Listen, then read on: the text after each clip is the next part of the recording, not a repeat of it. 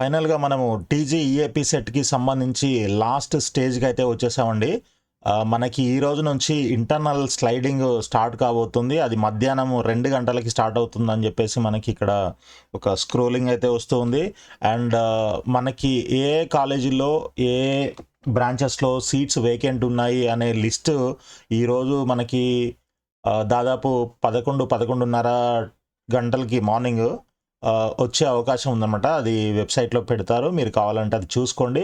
కానీ దాన్ని చూసి మాత్రం మీరు ఏదైనా డెసిషన్ తీసుకోవాలనంటే అది రాంగ్ డెసిషన్ అవుతుంది. దాన్ని చూడాల్సిన అవసరం లేదు. ఓకే.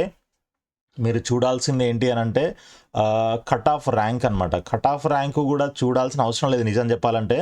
ఎందుకు అనంటే ఇప్పుడు మీరు ఇంటర్నల్ స్లైడింగ్ అనంటే మీకు ఏదైతే కాలేజీలో ఇప్పుడు సీట్ ఉందో అదే కాలేజీలో వేరే బ్రాంచ్కి అప్లై చేసుకోవడానికి ఒక ఛాన్స్ అనమాట. సో ఆ ఛాన్స్ ప్రకారంగా చూసుకున్నట్లయితే మీకు మీ కాలేజీలో ఇప్పుడు మీరు ఏ కాలేజీలో ఉన్నారో అదే కాలేజీలో బెటర్ బ్రాంచ్ కోసం మీరు ట్రై చేయాలి. బెటర్ బ్రాంచ్ అంటే ఏంటి అనేది మీరు ఆలోచించుకోవాలి. ఓకే. ఫర్ ఎగ్జాంపుల్ ఇప్పుడు మనకి ఏదైనా ఒక ఇన్స్టిట్యూషన్ తీసుకున్నట్లయితే మనము ఏదైందుకు ఫర్ ఎగ్జాంపుల్ విజయ్సి తీసుకుందాము. విఎన్ఆర్ విజ్ఞాన్ జ్యోతి తీసుకుందాం. ఫర్ ఎగ్జాంపుల్ దీంట్లోనే ఏదో ఒక బ్రాంచ్ దీంట్లో మొత్తం 14 బ్రాంచ్లు ఉన్నాయండి. సో ఈ 14 బ్రాంచెస్లో ఫర్ ఎగ్జాంపుల్ మీకు మెకానికల్ వచ్చింది. ఓకే. ఆల్రెడీ థర్డ్ ఫేజ్లో ఇప్పుడు ఫైనల్గా మీకు మెకానికల్ సీట్ ఉంది. బట్ మీకు కంప్యూటర్ సైన్స్ అండ్ రిలేటెడ్ బ్రాంచెస్కి వెళ్ళాలని ఇంట్రెస్ట్ ఉంది. ఓకే. సో అప్పుడు మనకి ఇప్పుడు దీంట్లో ఇంకేమేమి ఉన్నాయి, కంప్యూటర్ రిలేటెడ్ ఏమున్నాయి ముందుగా చూసుకున్నట్లయితే సిఎస్సి ఉంది, సిఎస్ఎం ఉంది, తర్వాత సిఎస్డి ఉంది, సైబర్ సెక్యూరిటీ ఉంది, అండ్ ఐఓటీ, దెన్ ఏఐడి ఉంది, నెక్స్ట్ సిఎస్బి ఉంది. సో ఇవి అండ్ ఐఎన్ఎఫ్ ఉంది, ఇన్ఫర్మేషన్ టెక్నాలజీ. సో ఇక్కడ మనకి ఒక్కసారి వీటన్నిటిని కూడా మనము ఆర్డర్ ఆఫ్ ప్రయారిటీ ప్రకారంగా రాసుకుందాం. ఇప్పుడు నేను జనరల్గా చెప్తున్నాను ఒక ఎగ్జాంపుల్ లాగా, మీరు ఇదే ఆర్డర్ ఫాలో అవ్వాలని రూల్ ఏం లేదు. సో మీకు ఇంట్రెస్ట్ ఉన్న బ్రాంచెస్ మీరు ఫాలో అవ్వచ్చు అనమాట. CSC first priority, CSM second priority, and then CSD, తర్వాత వచ్చేసి CSC, next CSO and AID, తర్వాత ఐఎన్ఎఫ్, సిఎస్బి. సో ఇలా మనము ఆప్షన్స్ పెట్టుకున్నట్లయితే ఇది 1, 2, 3, 4, 5,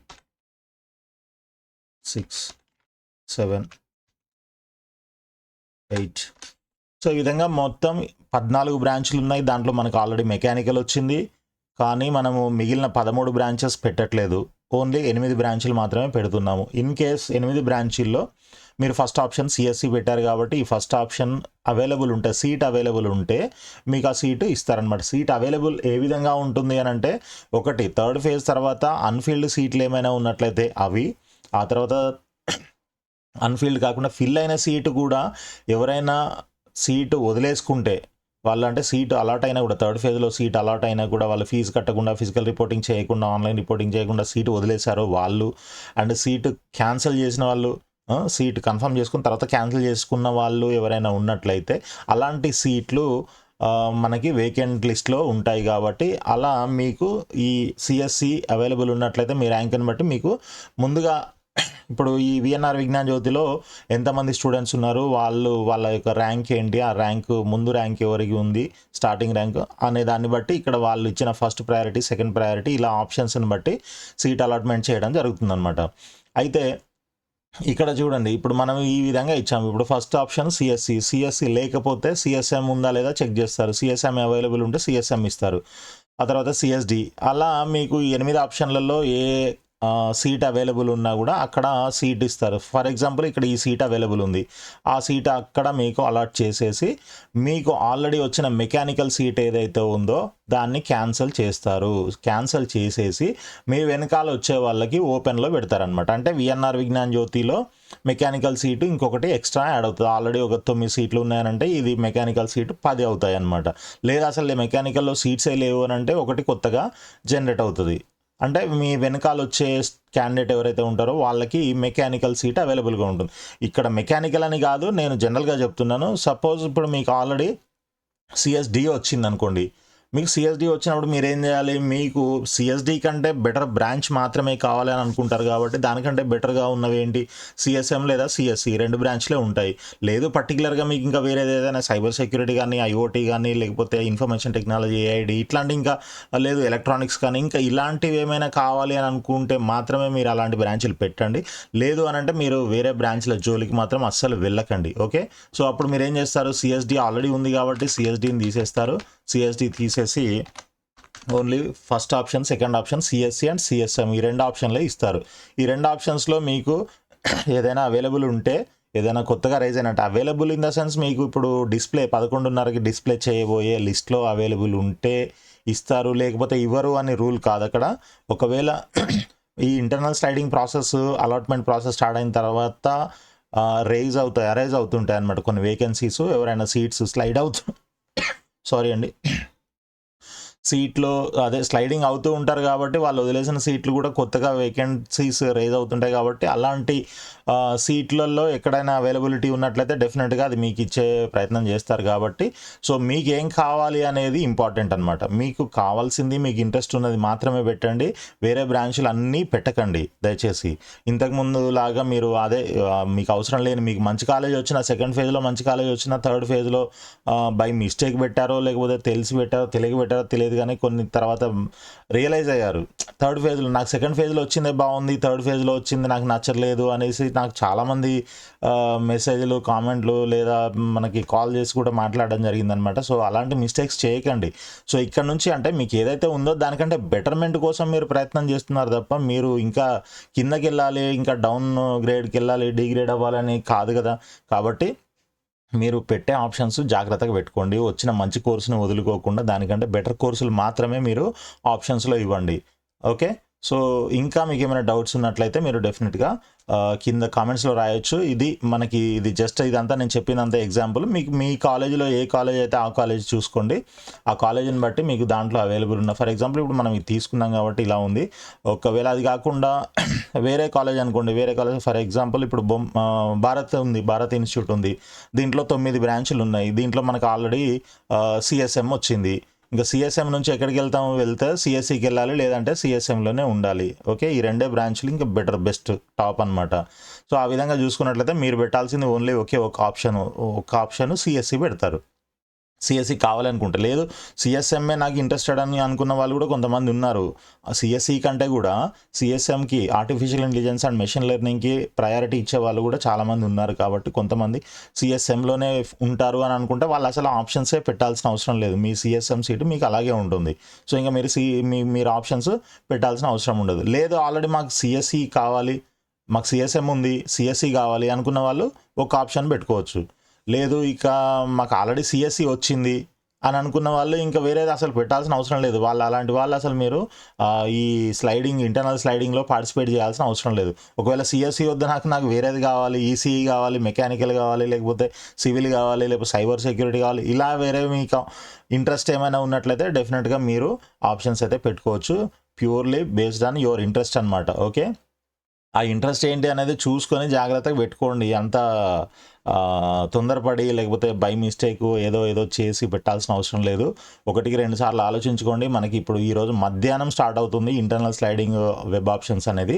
సో అది మీరు ఆ ఇంటర్ఫేస్లో ఎలా ఉంటుంది ఏంటి అనేది దాదాపు మనకి ప్రీవియస్ లాగానే ఉంటుంది. కాకపోతే ఓన్లీ సింగిల్ కాలేజ్ ఉంటుంది. ఆ కాలేజీలో ఏమేమి బ్రాంచెస్ అవైలబుల్ ఉన్నాయి అంటే ఇప్పుడు భారత్ కాలేజ్ తీసుకుంటే 9 బ్రాంచ్లు కనిపిస్తాయి అక్కడ మీకు. ఆ 9 మీకు ఏది కావాలి అనే దాంట్లో మీరు ఆ నంబర్స్ ఇవ్వాల్సి ఉంటుంది. అంతకుమించి వేరేది ఏమి ఉండదు. కాబట్టి సో మీరు ఈ జాగ్రత్తలు తీసుకున్నట్లయితే మీకు మంచి బ్రాంచ్ రావడానికి అవకాశం ఉంటుంది. అంతేగాని మీరు పొరపాట్లు చేసినట్లయితే మీకు వచ్చిన మంచి బ్రాంచ్ సీట్ క్యాన్సిల్ అయిపోయి వేరేదేదో రావడానికైతే ఛాన్స్ ఉంటుంది. కాబట్టి అలాంటి మిస్టేక్స్ అయితే అస్సలు చేయకండి. మీకు ఏమైనా డౌట్స్ ఉన్నట్లయితే డెఫినెట్గా మీరు కింద కామెంట్స్లో రాయండి. ఇంకా ఎమర్జెన్సీ అర్జెంట్ అయితే మన నంబర్ తెలుసు కదా, 9849068590, ఆ నంబర్కి మీరు కాల్ లేదా మెసేజ్ పెట్టండి ఫస్ట్. ఇన్ కేస్ ఏమో మరీ ఎమర్జెన్సీ అయితే కాల్ చేసి కూడా మీరు మాట్లాడొచ్చు డౌట్ గురించి. ఓకేనా? సో ఇంకా మేనేజ్మెంట్ సీట్ల గురించి ఎవరైనా చూస్తున్నారు అని అంటే వాళ్ళు కింద స్క్రోల్ అవుతున్న మన వీడియో పైన స్క్రోల్ అవుతున్న నంబర్కి కాల్ చేసి మీరు మాట్లాడొచ్చు. తప్పకుండా మీకు హెల్ప్ చేస్తాము. సో చాలామంది అయితే కొన్ని కాలేజెస్లో కొత్తగా సీట్స్ యాడ్ అవుతున్నాయి అని చెప్పేసి కొన్ని కాలేజీల వాళ్ళు స్టూడెంట్స్ పేరెంట్స్ దగ్గర అమౌంట్ తీసుకున్నారు, డొనేషన్లు తీసుకున్నారు అని చెప్పేసి కూడా మనకి బయట టాక్ ఉంది. సో ఇప్పుడు ఆ కాలేజీల్లో అడిషనల్ ఇంటేకు పెరగకపోవడం వల్ల సో వాళ్ళందరికీ అమౌంట్ రిటర్న్ చేస్తున్నారు. బట్ వాళ్ళకేమో మాకు అమౌంట్ అవసరం లేదు, మాకు కంపల్సరీ సీటే కావాలి అని చెప్పేసి వాళ్ళు పట్టుకొని కూర్చున్నారు. ఎందుకంటే వాళ్ళకి ఇంకా ఈ కాలేజీని నమ్ముకొని వీళ్ళు అమౌంట్ పే చేశారు, సీట్ కన్ఫర్మ్ అయింది అని అనుకొని ఇప్పటిదాకా వెయిట్ చేశారు. కాబట్టి ఇంకా వేరే కాలేజీలో వాళ్ళు ఆల్టర్నేట్ చూసుకోలేదు. కాబట్టి ఇంకా వాళ్ళకి వేరే మార్గమే లేదనమాట. కౌన్సిలింగ్ ద్వారా అయితే అస్సలు లేదు.